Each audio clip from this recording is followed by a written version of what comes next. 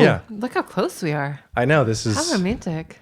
It is quite romantic. I can see the tissue dust under your nose from all your... Oh, God, do I still have tissue dust? Just a little bit. Thank you for telling me now. Yeah, I just noticed it. No, I appreciate that. Yeah. It's very... Intimate. It's very creepy. We started, right? We started, yeah. Yeah. So, well, as Anthony's setting the timer, this is what do you call this? Like a traveling podcast? Yeah, like a remote or like a podcast? travel pod. Yeah. And the reason we were talking about our intimacy, well, first of all, I feel like we should set the stage here. We are in a hotel room and we are like nestled up against the bed right now recording this podcast. Yes. I just want to create the visual. And also to make it even better, it's a like little cute, quaint hotel, but we're like on the ground floor with the windows open so we can get light in here. And so everybody, like there's basically a bunch of people that walk by and all they're seeing is us in our bedroom with the camera set up on a tripod.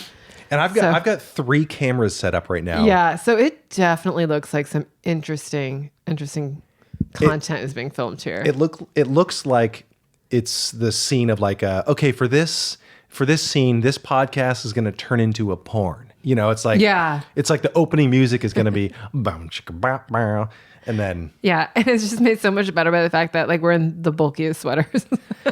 Oh yeah, covered in dog fur because we just drove for 2 hours. Oh yeah, okay. So let's explain where we are. Okay, we are coming at you guys from Hudson, New York. That's right. And it is one of our. We haven't been in a while, but it's one of our favorite little, I guess, weekend getaways. Yeah. Yeah, it's about 2 hours out of the city. Yes. And yeah, so it's just enough to be kind of like, for us, it's always spontaneous. Like, I don't think we ever planned to go to Hudson. No, including this morning. Yeah. It was the idea. I think the conversation was, hey, did you still want to go somewhere for like a planning session? And I said, yeah. And then you asked where, and I was like, well, maybe Hudson sounds good. And then you're like, well, we could always just go this morning. Well, yeah, my rationale, and it was very, I had an agenda, and it's so we've come here a lot, and our favorite restaurant is called WM Farmer Son. Well, we have 2 favorite restaurants now. I like Feast in Florida as well.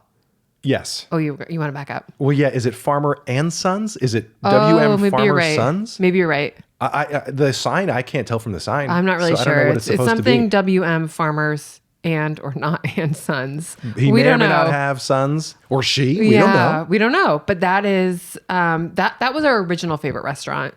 And the reason that it got bumped a little bit is because they have kind of an odd schedule where some days are not open. Long story short, they are open now on Mondays and Tuesdays. And not only that, they have our beloved Oyster Happy Hour. Yes. Which we'll be doing as soon as we're done with this. Pretty much. So we're going to keep our chunky sweaters on. I'm just going to throw some shoes on, finish these wines, and head right over to happy hour. Yeah. So highly recommend if you're ever in Hudson, New York. Yes. For sure. Also... What? I'm just going to talk about my girl crush here. So we've liked this restaurant. I'm listening. We've liked it for a while. Oh, you have this crush too. We share this crush. Oh yeah. And we're a big fan of the I'm telling them, you already know this. We're fans of the show Grimm. Oh yes. And one of our favorite characters is Adelind, and the actress that plays Adelind is named Claire Coffey. Yes. Who has my same birthday. So she my does. My crush is extra justified. But anyway, this was mine. years ago. We were like stalking her, like pre-COVID for sure. Right. We were stalking her on Instagram and we were like, oh my God, she's at our restaurant. So now we like it even more and her even more because it's like our beloved things combined. Well, and for a while, like I was listening to that Chris Teal album with Yo-Yo Ma and some other guy whose name I forgot. I've forgotten all about that. And I can't remember. Yes, and it's called Goat Rodeo. It's a phenomenal kind of like... Wait, I don't think that one is him? You didn't know this? Well, I guess now I knew the name, and I knew that she was married to a musician. Yeah. What? One and the same. No, that's our road trip, like our go-to. I know. Every morning on road trips when we get into the car, like until the caffeine is kicked in and like before we're fully ready to like chat. Yeah. Oh my gosh. Yeah. A little Chris Teal, Yo-Yo Ma. And again, the third guy whose name I can't remember. No, Sorry, I don't think I did know that. Yeah. For those of you listening and watching, as Lauren is, I'm just sitting here with my mouth like just gaping open. That's how dazed I am. Chris Teal is the husband of Claire Coffey. Okay, to bring it full circle. Yeah, okay, that's the full circle. So now we've seen him in pictures at our favorite restaurant as well. Yes. That's extra exciting. Yes. We at one point we have probably listened to his album while driving to the restaurant. Oh, for sure, probably. Where she was at. Yeah. Where they were at. Where they were at. Whoa. Yep. Okay, so first of all. Yeah. Second of all, I guess, because that was the first of all. Second of all, I need to address the fact that this week is my turn to have garbage voice. Oh yeah, I guess I'm so used. I'm so used to our entire pack having our pack. That's what we call our family. Yes. Because we have no children, just the dog. Yeah, but I contracted something. Yeah, and cooties. It was cooties, and not the best kind of cooties, because my voice is totally like, it sounds worse to me than it does to you, I'm assuming. But no, it seems pretty bad. You're not arguing with me. Yep. Okay, so you're agreeing. Yeah. So yeah, it's my turn to have garbage voice. So I didn't want you to have all the glory. I have to take care of this. You have one of my hairs attached to your microphone, and I just can't handle that. That was a decoration. I know, but it was fluttering in front of your mouth when you spoke, not in an attractive way. And that, What would the plus the toilet paper, the Kleenex dust. Did I get rid of the Kleenex dust? You got rid of the Kleenex Okay, dust, good. but it's looking hot over here. Good. Okay, so the reason that we're in Hudson, because Yes. actually, let's get into something that these people pretend to care about related to being a creative.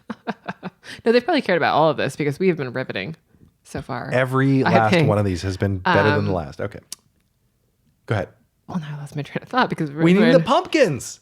I know. We need traveling I know. pumpkins. Yeah, we need... and we don't even have the table because we kind of did like a little makeshift wobbly desk situation here. Right. Okay, so no, the reason that we came up to Hudson is one thing that we do pretty much every December. There have been a couple of years that we've done it in January if we're kind of behind schedule, if we're traveling. We do an annual planning session. Yes. Which is basically the year in review, and then planning for the year looking forward. And I feel like probably next week, maybe after we've actually done the planning. So we'll do that tomorrow probably to kick it off, or maybe Yes, tonight. we'll do some planning tonight, tomorrow, after happy hour. So we don't have any good juicy bits for reflection yet because we haven't done it. I've got some good juicy bits. I was trying to think, like, I think the first time we did it was 2010. Our planning session? Our planning session, 2010 coming into 2011, because I distinctly remember, and the reason I think I'm so attached to this and why I have so many like fond memories, and I think we would do it anyway, but there's also a little bit of like, for me, history or like romanticism, because I always sort of attribute this first planning session in 2010 Yes. to the reason that I wrote a book. Oh, yeah. Because I always talk about how I'm like, I've always wanted to be a writer, like I dabbled with writing, but it was really like, I was in that day job up until 2010, working at T-Mobile, liked it, didn't love it. Like I just had this sense of like, nope, I'm called. I don't want this to be it for me. Like this didn't feel like it for me. But I really, something about it, that planning session, I'm like, you know what? Enough of this, Lauren. Like you're going to actually friggin' do it this year. And I think it was that planning session that made that possible. What made the planning session possible? Why did you want to do that? Well, that first one. I'm trying to remember. I think it was, and I maybe I'm like, I think I might be kind of like compounding these memories, condensing them a little bit. But I think it was actually, and I don't remember if this was the same planning session or maybe the planning session I'm thinking of kicked off, the one that kicked off the writing. But it was Tim Ferriss. Yes. 4-Hour Work Week, and you know Yes. he has that like worksheet thing that he does. Oh, like the Dreamline. Yeah, and it's like it. 5 things that you want to do, 5 things that you want to be, 5 things you want to have. Yeah. Yes. And I think we'd read the 4-Hour Work Week, and that also probably led into like, hey, let's just write a book because I want this lifestyle that he was selling. Oh Essentially. yeah. Because I remember I read that when I was working at Accenture at Microsoft, and I was basically listening to that book on the job, and that's what made me want to quit Accenture, Microsoft. I mean, because I had the idea of like, oh, this can't be it. I want to go. I wanted to basically hump. I wanted to eat what I killed or eat what I hunted. What is that for? I've been out of the sales job for so long now. When you say hump, because your voice is a little trashy, I heard hump, and I was like, what? I want to hump what I kill. And then you broke off, and I'm like, what did you want to? I want to eat what I hump. Yeah, and I think I was a little after you because you read that. Yeah, you read that and then talked about it, and I wasn't quite there. And then I don't know if I just like picked it up on a whim, but then it kind of planted the seed in me as well.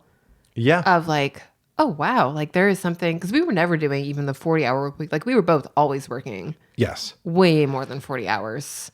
especially when we had like travel time for you because you were flying, and then commute time for me was at least an hour, closer to 2 hours each way, on top of probably 10-hour work days. So yeah, I think that for us, like the 4-hour work week was like this. No, that can't be possible. Can it? And I still, like I don't think we have the 4-hour work week now. No, it's different. I mean, it's different, but the thing is like we don't want that. No. And that's kind of the crazy thing to me when I look back to like where my mindset was there, where all I could think of was like, oh my gosh, I only have to work 4 hours a week.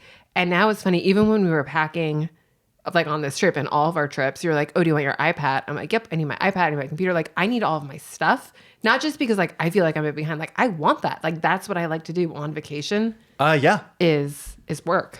I agree. Assuming it's the kind of work that we like. Right. So much so that, I mean, and I know that very physically because I carried all the bags. He did. He was the pack mule. And whenever we're in that situation, whenever we go on these kind of adventures or whatever, I always volunteer to carry the bags, because I'm a gentleman. You are a gentleman. Yeah. But I always think of that scene from Spaceballs where they rescue the druidic princess. They rescue her from whatever, and Mog has to carry all the bags up into the Winnebago, and they're like, "What is that?" It's her Royal Highness's match luggage, and Bill Pullman gets all angry, and he says, "Take only what you need to survive." And then she opens it up, and it's like this giant hairdryer. But I always think about that kind of stuff because those are the items that we do need to survive. Like as a creative on the road, my hairdryer, your hairdryer, so, absolutely true. As someone with fine, curly, frizzy hair, that is an essential. Well, this is, I think, the first time we didn't bring a hairdryer. But we did bring the new Dyson Airstrait. This is not sponsored, but anyone out there with frizzy hair, curly hair, it's pricey. It was my early Christmas present from Anthony, and it's my favorite gift I think I've ever received. It's a Dyson Airstrait, and it is magic. It has totally changed. It's changed. Your anyone morning. on YouTube, like looking at my hair, like it is. Yeah, there's no heat damage. There's no frizz. It's. How does it do with really short curly hair? I bet it would be difficult. Really short curly. You can't, because even now they have you, this is getting really off topic, but even now they tell you like they have kind of like a little, you clench it and it works more like a regular hairdryer. Yes. To get your roots. Because the way that it like clamps onto your hair, nobody can see what I'm doing here. It's very descriptive, but the way it clamps onto your roots, it blows hair down. That's how it prevents the frizz. Oh. So if I were to clamp it here, this part of my hair. Okay. I hope you guys are all getting that. So if you have really short hair, don't do it. Okay. All right. So I won't. It would be difficult. Okay. Yeah. All right. But yeah. So yeah, I know that firsthand, carrying all Her Royal Highness's match luggage. But yeah, those are the items that we do need to survive. Like I wanted to make sure that we had our podcast equipment. Oh yeah, that was actually one of the reasons that we almost didn't come, because we were like, well, what do we have on the calendar? Nothing that couldn't be moved. But we had this podcast scheduled, and we're like, well, what if we did it on the road? And I'm so glad that we did. Here's a question for you. Mm-hmm. So, do you have an idea for the focus of today's podcast? No, it's maybe gonna like talk to people at our planning session, but we also have many days to do that. So it's just free for once. Anthony, Lauren does not have an agenda, and also I forgot my cup of questions. So go for it. No. Okay, so what if? Let me ask you this question. This is your desert island productivity pack. What are you bringing to be productive on the desert island? Well, does the island have Wi-Fi and electricity? Yes. Okay. So, my laptop, for sure. And main reason, like, I actually think, like, when I was full-time doing... Interesting.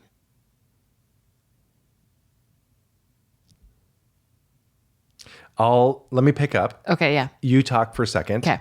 But I will pick up.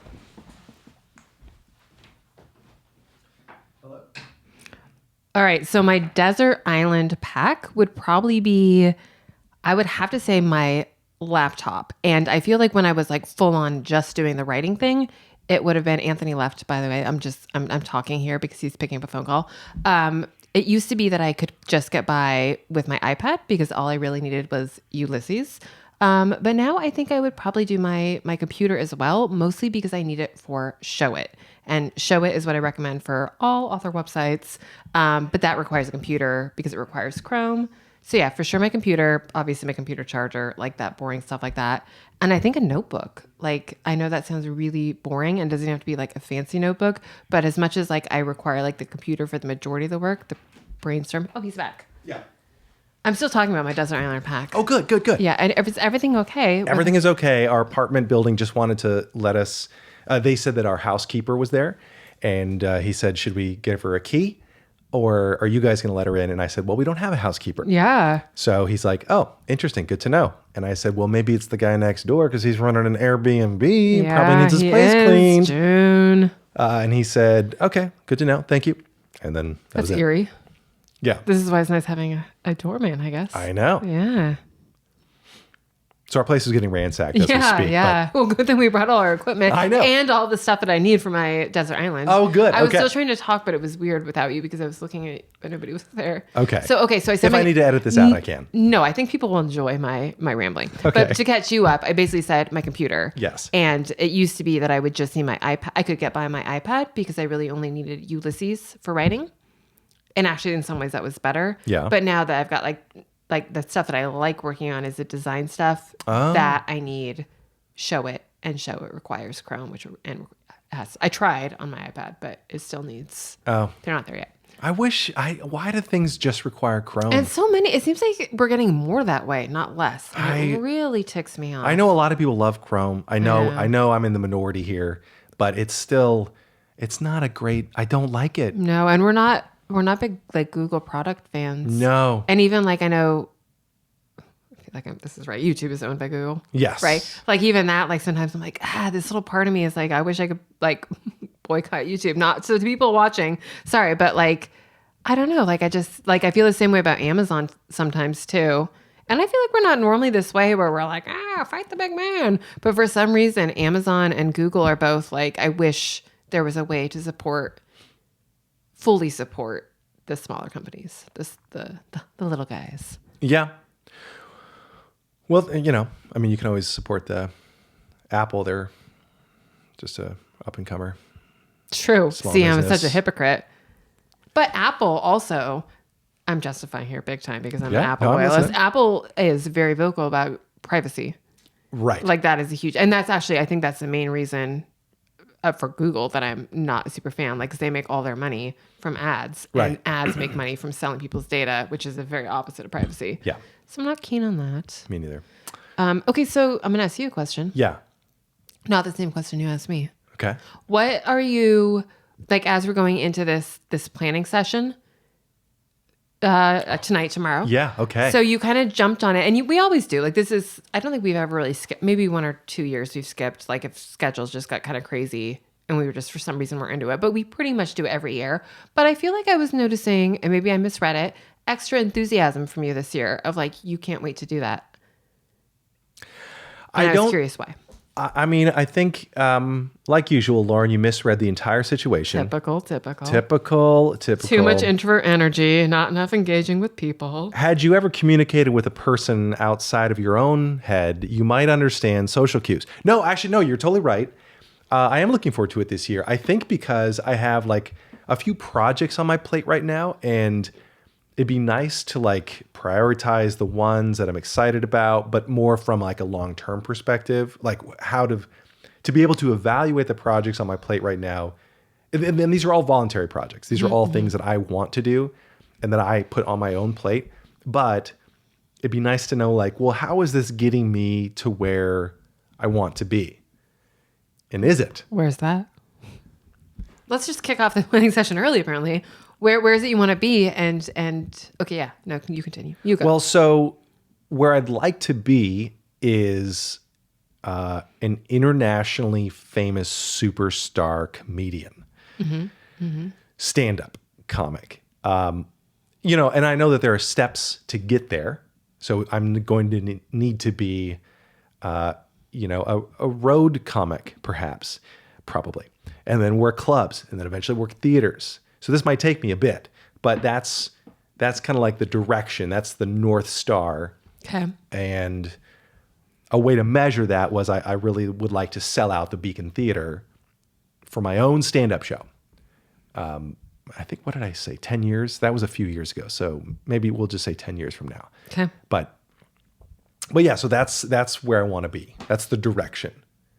With maybe a film and TV career as well, like this to start, because not everybody's going to know me from just the stand-up. So it'd be nice to be able to pull people in. And because I really enjoy that world, it's fun doing small projects now. I'd like to do larger projects later. Speaking of that. Yeah. So remember how I was telling you when you were out with Jason Sheffield, who we talk about in every podcast. But when you were out with Jason and I was watching a movie that I think actually Jason recommended, but it was a Christmas movie and it's called Something from Tiffany's, I think. Pretty sure it's Something from Tiffany's. Okay. It's a Christmas movie. It's on Amazon Prime. But remember I was telling you, like, okay, so the movie in general is way above average for like made for TV holiday movies. I do remember you saying But then that. remember I kept telling you, like, I kept thinking about this best friend character. Yeah. And I was like, she was so, like, her lines were funny, yes, because the writing was pretty good. But also she was just funny. Long story short, I finally looked it up and she's a comedian. Oh. Yeah, I don't, like, she doesn't seem like she's like huge, but yeah, like that's her first and foremost thing as a comedian. So I thought it was funny. I was like, this girl is so funny. But it's probably because, that's her first thing as a comedian and she's just now happening to do roles apparently. There is kind of I don't know if other comics feel this way, but there is like a freedom sometimes, especially when you get approached for an acting role or when you do an acting role, there's a little bit of freedom for you when you're known as a comedian, because it's almost like you have the permission to be terrible. Mm-hmm. You don't have to be this serious actor type. You don't have to be an actor. Like your job is just to be funny. Right. And that's got to be freeing and wonderful. Like I have acted in things, but I still don't feel comfortable saying I'm an actor. And because like I do that, I have done it. I do it. Yeah. It's almost like you're more of a, not like you specifically, but like that type of role. I wonder if you free yourself up to be like, I'm a funny person on screen or on camera or in a show. Right. Interesting. But yeah, you just mentioned that and I was like, oh, I've been meaning to tell you. That's funny. Yeah, that she's a comedian. What's her name? Do you remember? I know it's JoJo. I have to look up the site. Oh, we'll put it in the comments. Whatever you do, put that in there so people can like link to her. Okay. But yeah, she was. No, I don't remember her name. She's LA based. Okay, I do know that much. Probably wouldn't know her. Okay, so but anyway, that's why I've been a little bit more excited to get planning done this year.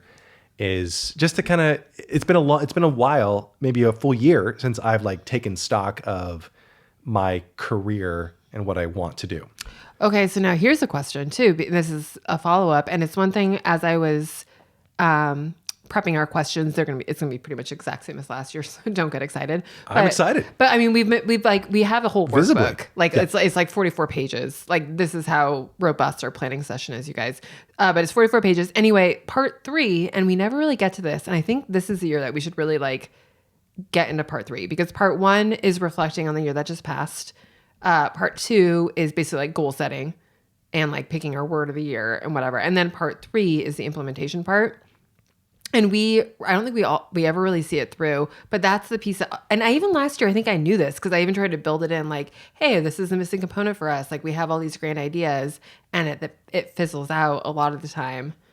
And I know, especially you were mentioning this when we brought out I found our books from last year. Oh man. I think maybe we talked about this maybe, but like basically I brought out books and I'm like, oh, if you want to review it. And he was like, I don't even want to look at it. I was I was just scared and ashamed. I think it was this crazy combination of those two emotions where it's like I haven't looked at it for so long. And then it's almost like this shame of like, no, I can't acknowledge it.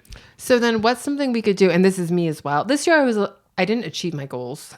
Definitely not. But I at least I didn't know the entire year this year what my goals were. Mm-hmm. Like that, which is huge progress, right? Like normally it's like, oh yeah, I forgot I wanted to build my Instagram, whatever. Yeah. But what's something that you think would make that different for you so that like this time next year, if I'm like, hey, do you want to look at your planning session, that you don't have that shame reaction? Like I don't know if it's a weekly, a monthly, a quarterly, basically getting some sort of review in there where it doesn't even have to be like a full review. Like, did you meet your goal? Did you not meet your goal? What is It's just like open the book. No bonus for you. Yeah. Just open the book. Maybe if it's open-ended, like asking. That's that's almost, oh, sorry. But that's almost like we always talk about when we're trying to go to the gym, like just put your shoes on.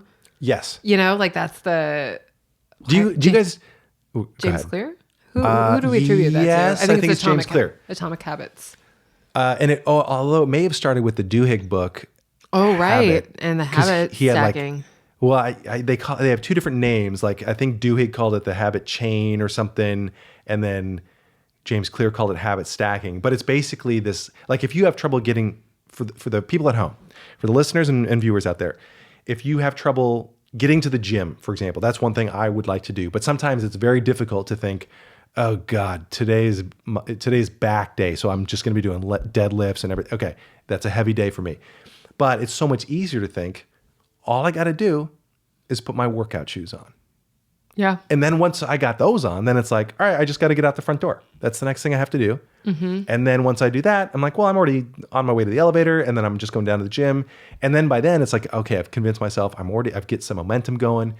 I just have to do one lift, and I can go light if I want to. But then I do one lift and it's light. I'm like, don't be a pussy. Put on more weight. And you're already down there. Exactly. So it's like, yeah. fine. I'm like, I might as well while I'm down here. Got the clothes on and everything. I actually did something similar today when I was trying to start these revisions for Miranda and Retrograde. Mm-hmm. And they're fairly hefty.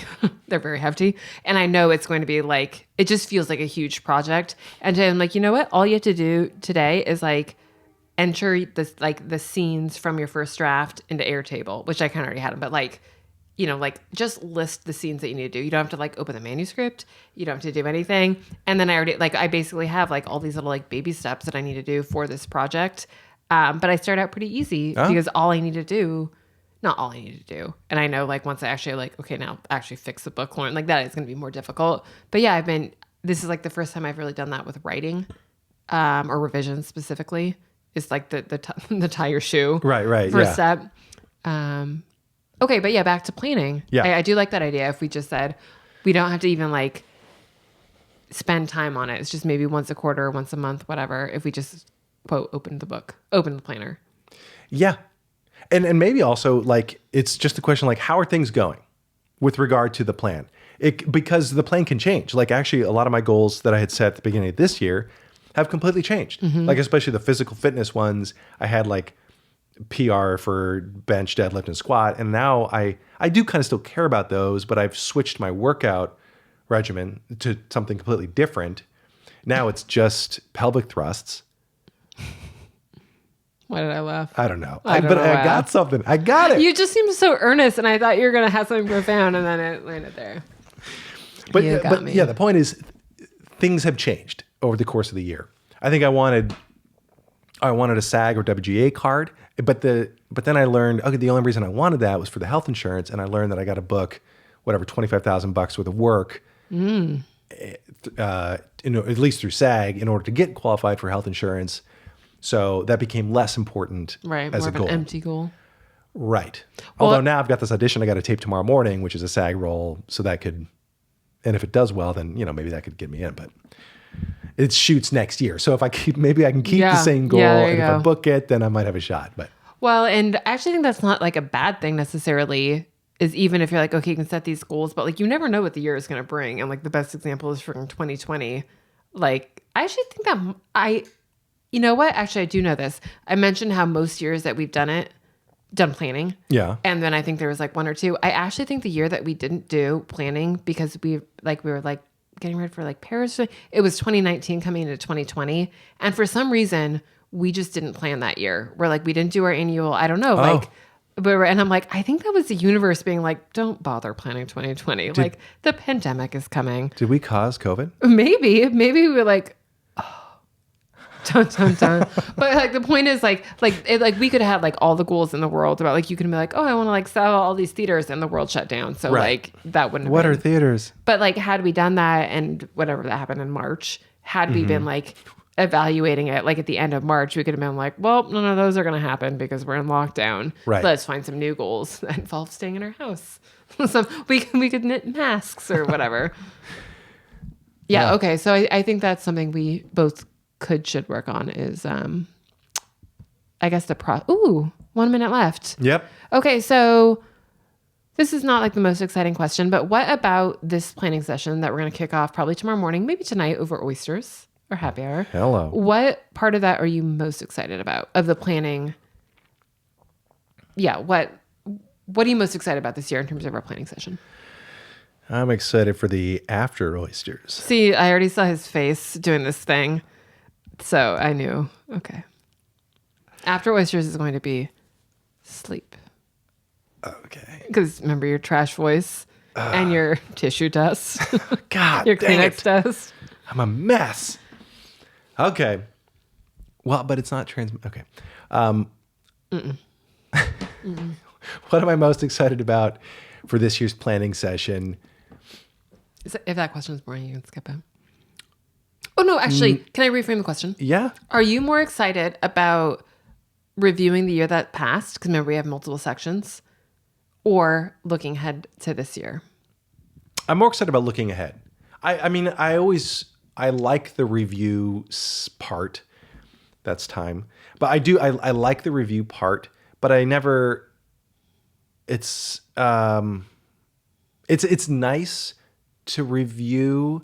I think it's less important when you like journal relatively frequently, because then you kind of start to capture like, oh, some good things happened this year. Okay. And you remember them a little bit more. Yeah. And so, yeah, I think that's a good thing.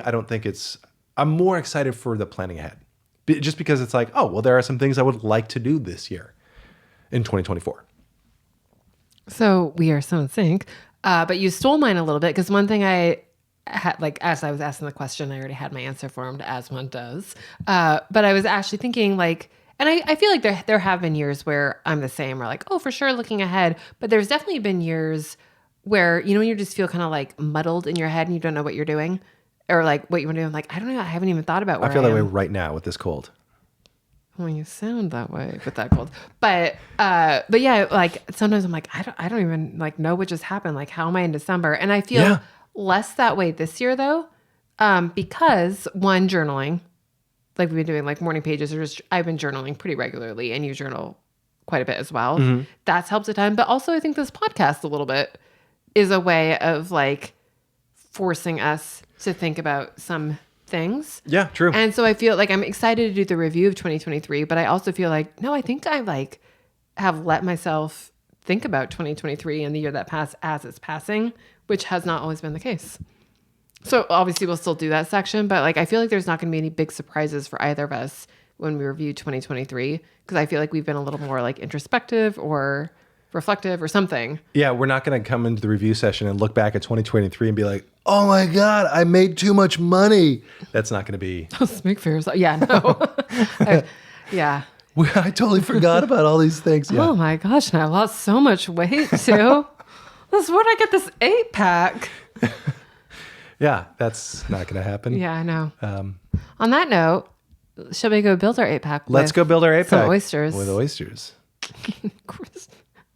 Such a great descriptor. Building an 8-pack with oysters. Okay, so plus it's probably really dark for people watching on YouTube. Yeah, this is getting really I bet dark. we're in the shadows. I'll probably brighten it up a little bit in post, but it's going to be very difficult to have that gradient go over the entire 30 minutes. I'm going to have to dial it in, but whatever, we'll figure it out. That'd be a fun challenge for you. Worst case, it won't go up on YouTube this Life week. is so easy as it is.